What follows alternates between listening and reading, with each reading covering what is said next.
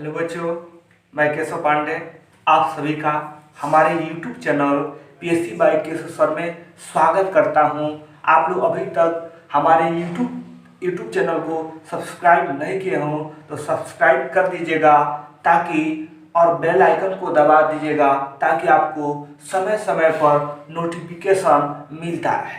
देखिए, आइए बच्चों, हम लोग आज प्रश्नावली 1.1 संख्या पत्री पढ़ने जा रहे हैं, जिसका पहला सवाल है बच्चों कि क्या शून्य एक परिमेय संख्या है?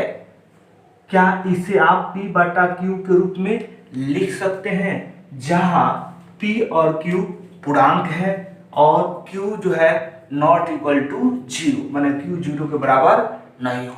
तो देखिए बच्चों, उत्तर होगा कि हाँ। क्या लिखेंगे बच्चों कि हाँ शून्य। क्या लिखेंगे बच्चों कि शून्य एक क्या है बच्चों? परिमेय संख्या है। शून्य, हाँ शून्य एक परिमेय संख्या है। परिमेय संख्या है क्योंकि देखिए बच्चों, क्योंकि शून्य को 0/1 के रूप में लिखा जा सकता है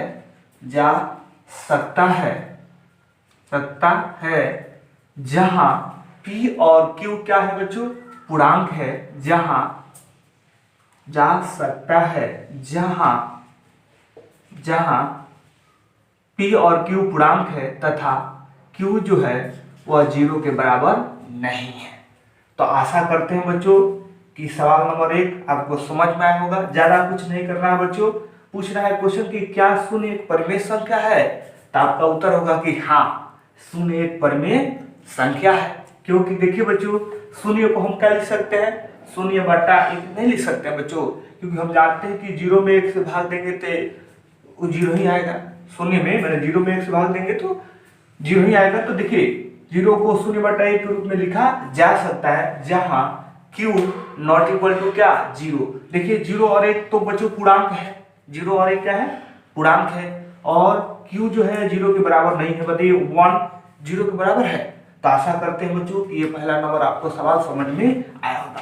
आइए बच्चों, अब हम लोग सवाल नंबर 2 को पढ़ रहे हैं। देखिए बच्चों, सवाल नंबर 2 क्या कह रहा है बच्चों कि देखिए कि 3 और 4 के बीच में क्या करना है बच्चों? 3 और 4 के बीच में बच्चों 6 परिमेय संख्याएं ज्ञात करना है। कितना करना है बच्चों? 6 परिमेय संख्याएं। तो देखिए बच्चों, कैसे हम परिमेय संख्याएं तो ऐसे 2-3 मेथड से करते हैं। तो बच्चों आइए हम आपको एक मेथड, आसान मेथड बता देते हैं कि देखिए बच्चों, ये जैसे 3 है और कौन है बच्चों? 4। तो हमको देखिए बच्चों 3 और 4 के बीच में क्या करना है? 6 परिमेय संख्याएं ज्ञात करना है। तो बच्चों हम आपसे पूछते हैं कि 3 को 3/1 लिख सकते हैं बच्चों, और 4 को 4/1 लिख सकते हैं कि नहीं बच्चों? लिख सकते हैं सर, लिख सकते हैं। तो देखिए बच्चों, अब हमको 6 परिमेय संख्याएं ज्ञात करनी है। तो देखिए बच्चों, हम परिमेय संख्या 6 निकालनी होती है तो देखिएगा हम एक सूत्र का उपयोग करते हैं, n+1। जितना निकालना होता है उससे बच्चों एक अधिक लेते हैं। जैसे अब बताइए बच्चों, यहाँ हमको कितना निकालने हैं? 6 निकालने हैं। तो कितना लीजिएगा आप बच्चों? 6 + 1 तो कितना हो जाएगा बच्चों? 7 हो जाएगा। तो अब बच्चों क्या करना है कि देखिए इसके अंश तथा हर में कितना से बच्चों गुणा कर देना है? बच्चों कितना से गुणा कर देना है? तो सर 7 से गुणा कर देना है, क्योंकि बच्चों 6 निकालनी है, एक अधिक लेते हैं। तो 6 में एक अधिक लीजिएगा तो कितना हो जाएगा बच्चों? 7 हो जाएगा। तो बच्चों अब इसको गुणा कर लीजिए तो 3 सते 21 हो जाएगा बच्चों, बटा 7। आइए कितना हो जाएगा बच्चों? 4 सते 28 बटा 7। तो अब बच्चों लिख दीजिए कि 3 और 4 के बीच 6। क्या लिखना है बच्चों? 6 परिमेय संख्याएं हैं। 6 परिमेय संख्याएं हैं। कौन है बच्चों? तो बोल दीजिए बच्चों, देखिए 21 और 28 के बीच में बोल देना बच्चों कि 22/7, 23/7, 24/7, 25/7 और 26/7 और कितना बच्चों 27/7। क्योंकि देख लीजिए बच्चों 1 2 3 4 5 6। तो आशा करते हैं बच्चों कि आप लोगों को परिमेय संख्या निकालने आ गया होगा। अगर आ गया होगा तो जरूर कमेंट करके बताइएगा बच्चों। तो आइए बच्चों अब हम लोग सवाल नंबर 3 को, तो देखिए बच्चों वीडियो को पॉज करके या वीडियो को नोट कर लीजिएगा। अब आइए बच्चों हम लोग सवाल नंबर 3 को पढ़ने जा रहे हैं बच्चों। तो देखिए बच्चों सवाल नंबर 3 क्या कर रहा है बच्चों, सवाल नंबर 3 कर रहा है कि 3/5 और 4/5 के बीच बच्चों 5 परिमेय संख्याएं ज्ञात करें। कितना ज्ञात करना बच्चों 5 परिमेय संख्याएं ज्ञात करनी। तो आइए बच्चों इसको भी इसी प्रकार हम लोग बनाते हैं। देखिए बच्चों ऐसी तरह बनाते हैं। तो देखिए बच्चों ये 3/5, आइए बच्चों कितना है 4/5। तो देखिए बच्चों इसका भी बच्चों हर सेम है कि नहीं है। तो देखिए बच्चों कितनी निकालनी है 5 परिमेय संख्याएं ज्ञात करनी है बच्चों। तो देखिए बच्चों आपको पता है कि इससे एक अधिक लेते हैं। कितना लेते हैं बच्चों एक अधिक। तो देखिए 5 निकालनी है तो एक अधिक लीजिएगा तो कितना बच्चों 6 से। अब इसमें क्या कर देंगे ऊपर में भी 6 से, नीचे में भी किससे 6 से, इसमें भी देखिएगा ऊपर में भी 6 से और नीचे में भी 6 से गुणा कर देंगे। तो कितना हो जाएगा बच्चों 6×3 18, आप 5 छके बच्चों 30, आए कितना 6×4 24, आए बच्चों 6×5 30। तो लिख दीजिए बच्चों होते हैं मन के सच्चे। देखिए बच्चों तो 3/5 और 4/5 के बीच कितने बच्चों 5 परिमेय संख्याएं, 5 परिमेय संख्याएं हैं। कौन है बच्चों फोन करके बताइए। तो देखिए बच्चों कौन है, तो देखिए बच्चों 18 और 24 है ना, इसके तो बोल दीजिए बच्चों ये हो जाएगा, हेलो बोल दीजिए बच्चों कौन, तो ये हो जाएगा बच्चों 19/30 और बच्चों 20/30 और बच्चों कितना हो जाएगा 21/30 और 22/30 और बच्चों 23/30। बच्चों हमको देखिए 5 निकालने हैं तो 1 2 3 4 5।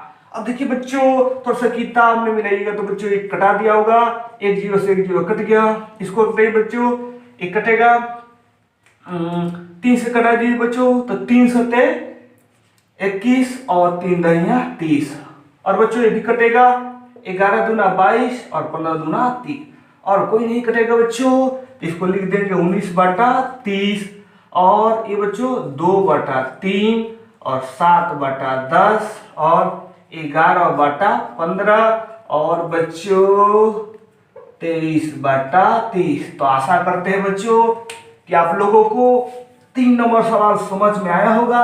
अगर आया होगा तो जरूर बताइएगा कमेंट करके। आइए बच्चों अब हम लोग सवाल 4 को पढ़ने जा रहे हैं। देखिए बच्चों 4 क्या कह रहा है कि नीचे दिए गए कथन सत्य है या असत्य कारण के साथ अपने क्या कीजिए उत्तर दीजिए। देखिए बच्चों ये कथन क्या होता है तो सही बता रहे हैं, ये किसी के कहीं द्वारा बात होती है। जैसे हम कहते हैं बच्चों 2 और 2 क्या होते हैं 4 होते हैं। तो ये बच्चों कथन सत्य है कि असत्य है, तो आप कहिएगा क्या सर सत्य है। आप कहेंगे कि इसका कारण बताइए तो आप यही कीजिएगा सर कि सर कैसे सर 2 2 क्या हो जाएगा 2 + 2 कितना हो जाएगा 4, या ऐसे कहिएगा कि 2 2 4। ऐसे ही कहे बच्चों कि देखिएगा यदि आदमी जो होता है मरणशील होता है, तो ये भी क्या है एक कथन है बच्चों। एक कथन आदमी मरणशील होता है, ये भी क्या है बच्चों कथन है। तो ये भी कथन क्या है सत्य है कि असत्य है, सत्य है। अब हम कहे बच्चों कि अगर 2 3 6 होता है, 2 और 3 6 होता है, तो यह कहिएगा बच्चों कि कथन क्या है, असत्य है। क्योंकि देखिए बच्चों 2 और 3 कितना होता है, 5 होता है। तो बच्चों ये कह रहा है कि नीचे दिए गए कथन सत्य है या असत्य, कारण के साथ आपको क्या करना है, उत्तर देना है। तो आइए बच्चों, ये कह रहा है कि देखिए प्रत्येक प्राकृत संख्या एक पूर्ण संख्या होती है, तो आपका उत्तर होगा कि हाँ, एक कथन क्या है बच्चों, दिया गया कथन क्या है, सत्य है। बच्चों उत्तर में लिख लेंगे, क्या लिख लेंगे बच्चों, कि कथन क्या है, सत्य है। कथन क्या है, सत्य है। कथन क्या है, सत्य है। क्योंकि देखिए बच्चों, क्योंकि प्रत्येक प्राकृत संख्या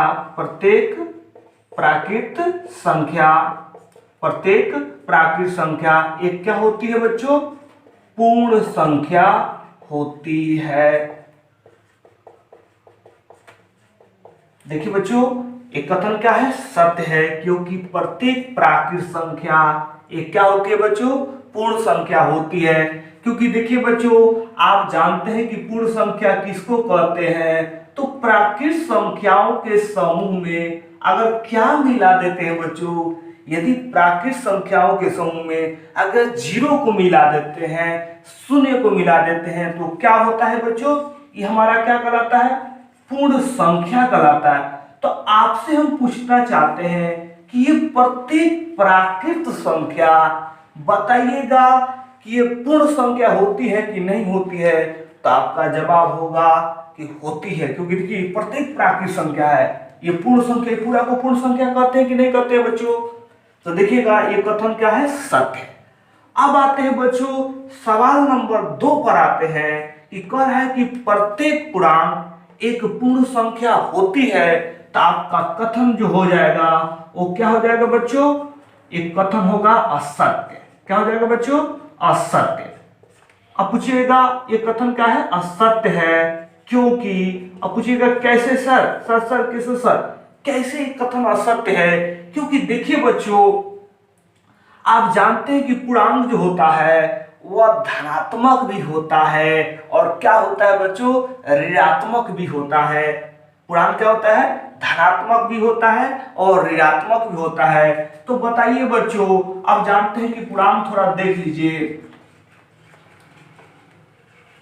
देखिए बच्चों, इधर -1, -2, -3 ऐसे 100।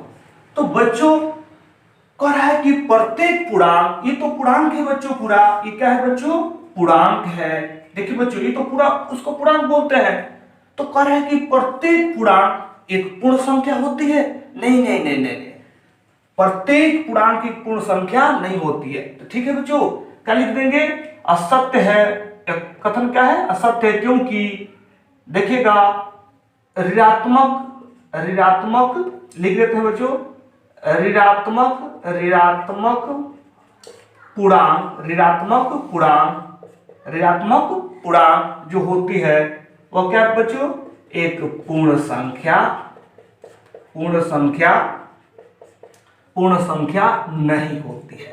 नहीं होती है। तो आशा करते हैं कि बच्चों ये आपको सवाल 2 नंबर समझ में आ गया होगा।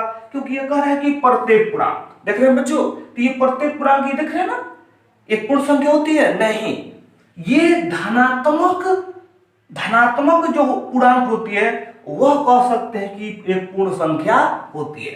अब आते हैं बच्चों 3 नंबर सवाल में, 4 का 3 नंबर कर रहा है कि प्रत्येक परिमेय संख्या एक पूर्ण संख्या होती है। तो ये भी कथन क्या है बच्चों, असत्य है। क्या है बच्चों, असत्य है। क्योंकि देखिए बच्चों, आप जानते हैं बच्चों, क्योंकि देखिएगा आपको कहते हैं कि 1/2 एक क्या है बच्चों, परिमेय संख्या है। 1/2 एक क्या है, परिमेय संख्या है।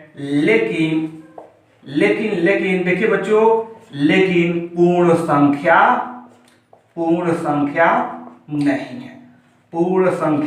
नहीं है। देख रहे हैं बच्चों, अभी बताइए ना पूर्ण संख्या है, तो 1/2 कहीं है इसमें दिखाई दे रहा है 1/2, तो इसलिए ये कथन क्या है, असत्य है। 3 नंबर क्या है, असत्य है, क्योंकि 1/2 एक उदाहरण बहुत से हो सकते हैं बच्चों, ये नहीं कि जो हम लिख रहे हैं वही उदाहरण होगा। तो एक तो हम दे रहे हैं आपको, अब तमाम उदाहरण हो सकते हैं। तो 1/2 एक क्या है, परिमेय संख्या है, लेकिन बच्चों पूर्ण संख्या नहीं है। तो आशा करते हैं कि यह प्रश्नावली आपको 1.1 समझ में आया होगा। अगर आया होगा तो बच्चों जरूर कमेंट करके बताइएगा।